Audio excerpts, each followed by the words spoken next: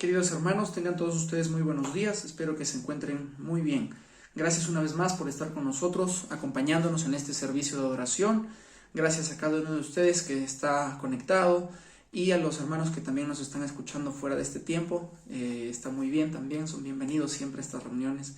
Gracias por compartir, gracias por comentar, por reaccionar a estos servicios de adoración.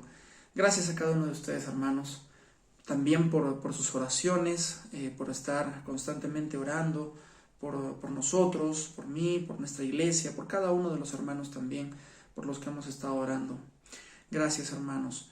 Bien, una vez más, sean bienvenidos todos a este servicio de adoración y bueno, a esta parte del sermón, la meditación que hemos escuchado en la palabra del Señor en el Antiguo Testamento y en el Nuevo, ¿verdad? Antes de comenzar con el sermón, vamos a orar.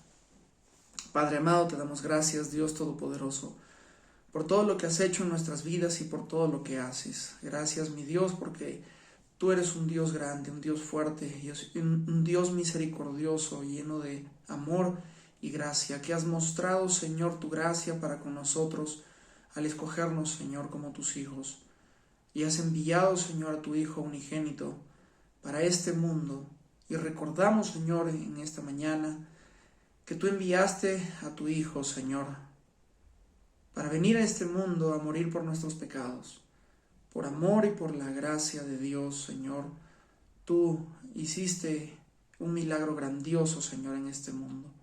Al venir aquí, vivir, Señor, como nosotros, pero en santidad, y morir por nosotros, dar tu vida por nosotros. Y te recordamos, Señor, y estudiamos tu palabra, este legado que tú nos has dejado.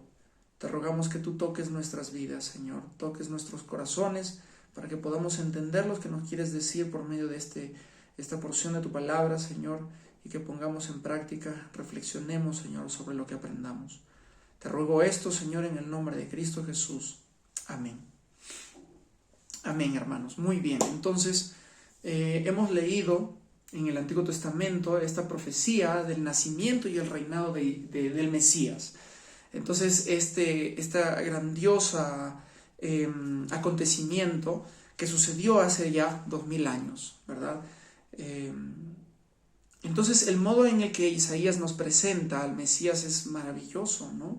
Admirable, consejero, nos dice en el versículo 6,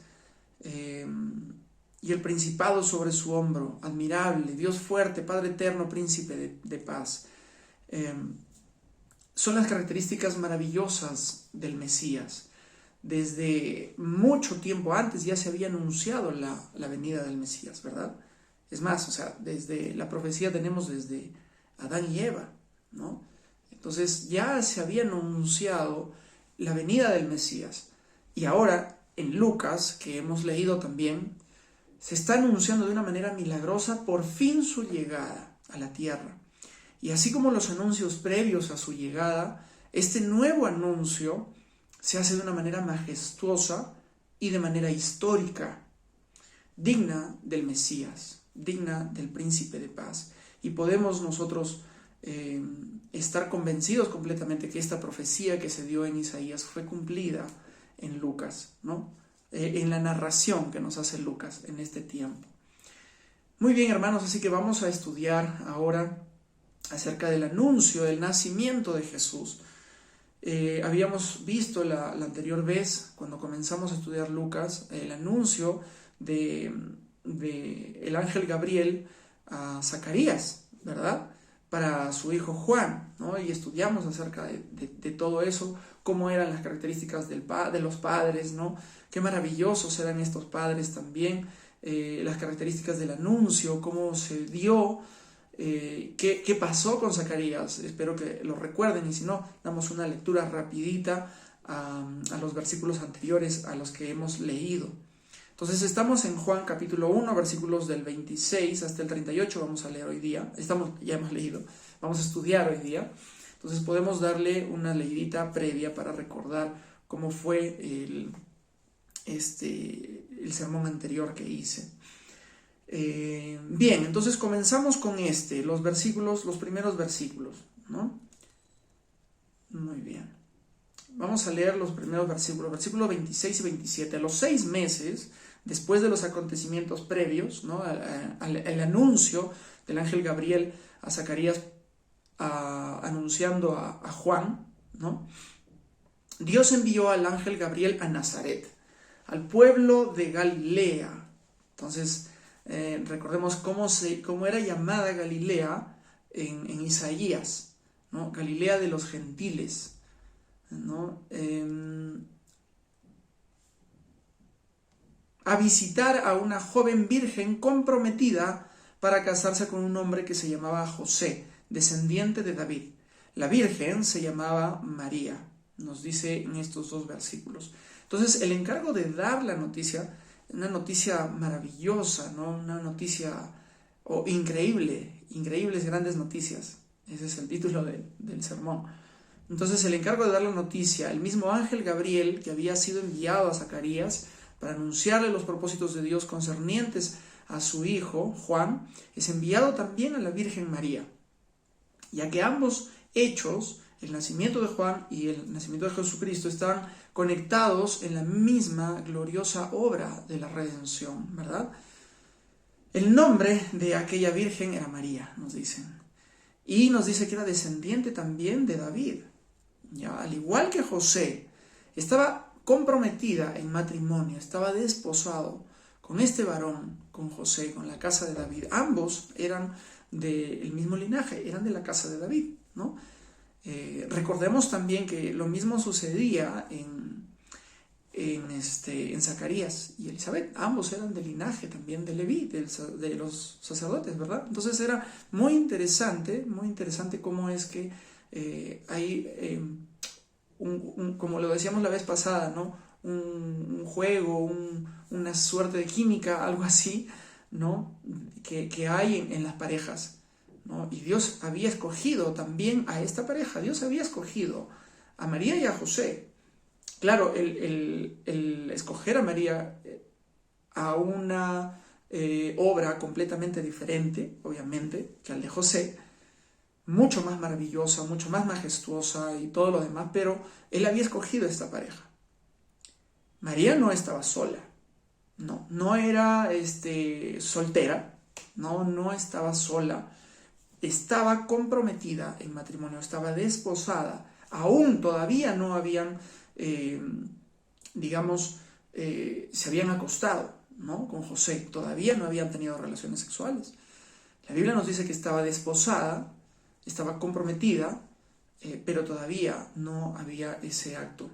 Entonces, ambos eran de la casa de David, ya dijimos que de Galilea, no era un país extremo, el país en una región de poca reputación en cuanto a la religión y en cuanto al conocimiento de las Escrituras, tanto así que como vimos en Isaías que era llamada Galilea de los gentiles, ¿no? Porque eran, digamos, personas que no estaban muy ligadas a la religión judía o al conocimiento de las Escrituras.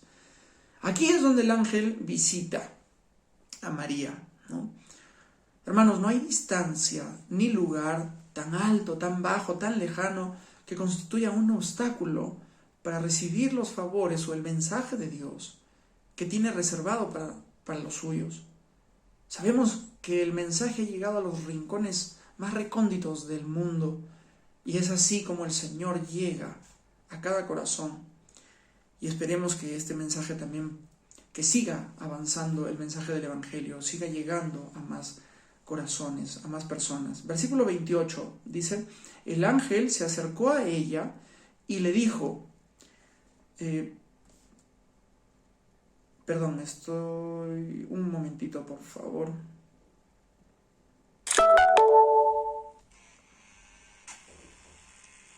Ya está. Ya, entonces el versículo 28. Y entrando el ángel a donde ella estaba, le dijo, salve, muy favorecida, el Señor es contigo, bendita tú entre las mujeres. Salve, muy favorecida. Perdón, hermanos, un ratito.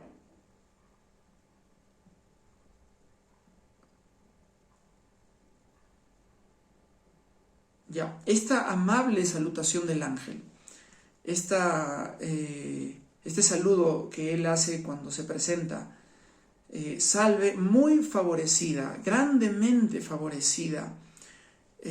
También se habla, se dice como llena de gracia, ¿no? Llena eres de gracia, ¿no? Grandemente favorecida. Al escogerte para ser madre del Mesías, Dios te confiere, es como si le hubiera dicho eso el ángel, ¿no? Dios te confiere un honor extraordinario. Eres muy favorecida. Ahora, debido a la desobediencia de Adán, ¿no? Al pecado que se cometió ahí, el padre, digamos, de la raza humana hizo que todos los seres humanos necesitaran de la misericordia y de la gracia de Dios. María, habiendo hallado gracia, en verdad podría considerarse muy favorecida. Nosotros sabemos que la salvación, hermanos, es por gracia. Y María no hizo nada exactamente que le hubiera dado digamos, el favor de Dios. No hizo nada exactamente para hallar gracia delante de Dios. Ella también había nacido, como todos nosotros, en pecado, ¿no? Sin embargo, ella halló gracia de Dios. Entonces, ella era considerada muy bienaventurada. El Señor está contigo, le dijo el ángel, está contigo para bendecirte, para distinguirte, para darte un gran papel como la madre del Mesías. Si Dios está con nosotros, no debemos tener ningún miedo a de repente algún enemigo o algo que va en contra de la palabra de Dios, o una incapacidad de llevar a cabo cualquier servicio que nuestro Señor nos encomiende, como ahora se lo está encomendando a María. Bendita tú entre las mujeres. Qué bella frase, ¿no? Aun cuando esta parte del versículo quizás es un poquito difícil, quizás, se refiere entre todas las mujeres, ella ha tenido el privilegio singular de ser escogida para ser la madre del Señor. Ella misma dice más adelante en los versículos 48, que lo dejamos para el siguiente sermón, me tendrán por dichosa todas las generaciones. Ella es un modelo de fe también, ya lo vamos a ver más adelante, así como Abraham. Y en ella, así como en la simiente de Abraham, son bendecidas todas las personas que tienen fe, igual manera en la simiente de María también, y ella misma como modelo de fe. Versículo 29, mas ella, cuando lo vio al ángel, se turbó por sus palabras y pensaba, ¿qué salutación era esta? Temor, y se quedó perpleja, ¿no? Como que, ¿qué pasó? Pero hagamos una diferencia entre esta perplejidad y lo que pasa más adelante con lo que pasaba con Zacarías también, ¿recuerdan? Cuando Zacarías vio al ángel delante de él, ¿no? Cómo se quedó y también los cuestionamientos que él se hizo, ¿no? Fueron completamente distintos a los de María, vamos a verlo. Ella se turbó, María se turbó al ver el ángel, y con obvias razones, ¿no? Ahora, ella no exactamente se turbó, digamos, tanto por ver al ángel, por la presencia santa de ese ángel también, sino exactamente por las palabras que el ángel decía. Ahora, María estaba completamente consciente de que no merecía ese honor al que se le atribuía. Entonces, ¿qué? Ella señalada como el objeto de un favor tan especial, Dios había visto en ella algo tan especial, por eso estaba turbada, ¿no? Por eso se quedó perturbada. No podía comprender cómo era posible que se le hablara a ella con este tipo de palabras. Entonces, el ángel le dijo, versículo 30, María, no temas, porque has hallado gracia delante de Dios. Estas palabras tranquilizadoras del ángel. No tengas miedo, María. Si Dios te ha conferido un favor tan especial, mayor de lo que tú crees merecer, no sigas temiendo, pues Él está contigo en el favor tan grande, en amor, en gracia, y estará contigo con su poder infinito, que llevará a cabo, o que llevará a buen término. La promesa de que María va a concebir y dar a luz un hijo muy especial, aunque es virgen, va a tener el honor de ser madre, y de nada menos que del Hijo de Dios, el personaje que cambiará por completo la historia, el Rey de Reyes y Señor de Señores, y su reino no tendrá fin. Definitivamente no se puede. Acá seguimos en el versículo 31, dice, y ahora concebirás en tu vientre y darás a luz un hijo y llamarás su nombre Jesús. Este será grande y será llamado Hijo del Altísimo, y el Señor Dios le dará el trono de David su padre, y reinará sobre la casa de Jacob para siempre, y su reino no tendrá fin. Estamos hablando, hermanos, de que este reino no era un reino terrenal o un reino político. Lo que se tiene en vista aquí es un reino de gracia, un reinado de gracia y de verdad establecida en los corazones y en las vidas de todos aquellos que tienen al Dios de Jacob como su refugio. Y sabemos también que Él está reinando, que Él reina ahora y eternamente. Entonces, este anuncio tan grandioso que le da el ángel a María: concebirás en tu vientre y darás a luz un hijo y llamarás su nombre Jesús. Qué noticia más maravillosa, qué noticia tan increíble. Entonces, ahora vamos a ver, a diferencia de la reacción que tuvo Zacarías cuando le anunció el ángel, miren cómo reacciona María. Entonces María dijo al ángel: ¿cómo será esto? Pues no conozco varón. El cuestionamiento que tiene María no es un cuestionamiento de falta de fe. ¿Ya? No es un cuestionamiento de falta de fe. Es un cuestionamiento de dudas, porque ella no sabía la forma en cómo iba a suceder esto. Entonces ella quería una explicación de qué o cómo sucedería lo que el ángel estaba diciendo. Es una reacción completamente diferente. Sabemos que la concepción de Elizabeth con Zacarías también era un acto de milagro por los años que ellos tenían, ¿no? En la vejez de Elizabeth. Pero la reacción de incredulidad vemos en Zacarías, mas no en María, sabiendo aún que el milagro o el anuncio al que se le está dando a María es aún más maravilloso, creo yo, que al que se le da a Elizabeth. Ambas situaciones son de milagro. Es milagroso que una persona de la edad de Zacarías y la edad de Elizabeth tenga un hijo, pero es aún más grandioso, más milagroso el hecho de que naciera de una virgen, ¿no? ¿Por qué? Quizás porque ya en anteriores ocasiones Dios había hecho este tipo de anuncios a personas mayores, por ejemplo a Abraham y Sara, ¿no? Cuando les anunció el nacimiento de Isaac. Entonces ya había sucedido este tipo de cosas, pero el anuncio de María fue completamente distinto y la actitud de María también fue distinto. Entonces María no estaba viviendo con un marido y por lo tanto no entiende cómo en la condición actual en la que ella está puede concebir un hijo. Entonces les decía, María no es culpable de falta de fe, ella cree, pero está turbada, está perpleja, está confundida. Ha interpretado correctamente el mensaje del Evangelio, el mensaje que el ángel quiere decir, que sin la participación de un marido ella va a concebir un hijo, pero ¿cómo iba a ser esto posible? Aunque la respuesta que le da el ángel deja aún ciertas dudas sin responder, contenía esta respuesta todo lo que ella necesitaba para saber por el momento. Versículo 35.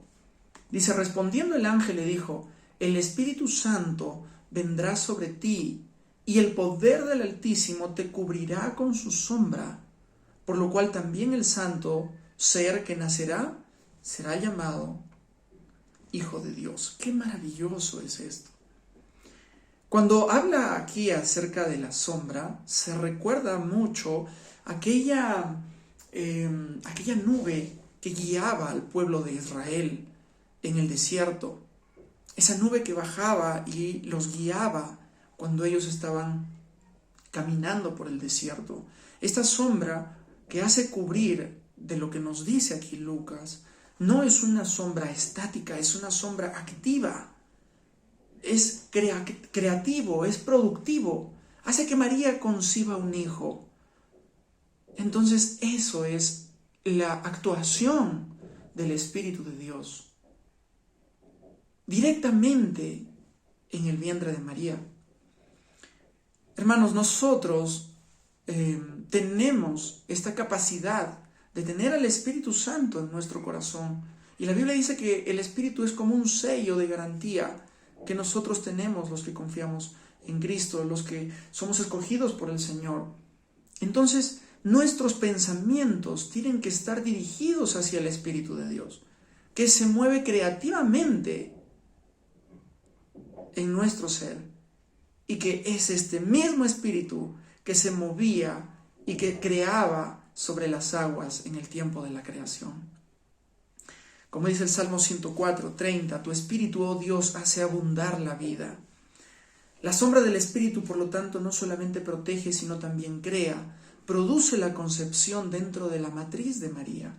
Así como una concepción natural en el seno de una mujer es un acto impresionante, la concepción de María es única en su género, por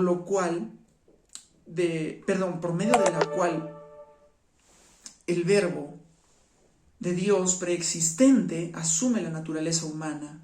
Es algo que sobrepasa todo entendimiento y comprensión. Sin embargo, hermanos, ni Dios ni Gabriel exigen a María o que María comprenda todo. Lo que de ella se requiere es solamente esto, que crea y que se someta gustosamente. Y eso es exactamente lo que hace María. Muchas personas, hermanos, se pasan la vida estudiando o tratando de entender los planes de Dios para el mundo o los planes de Dios para su propia vida.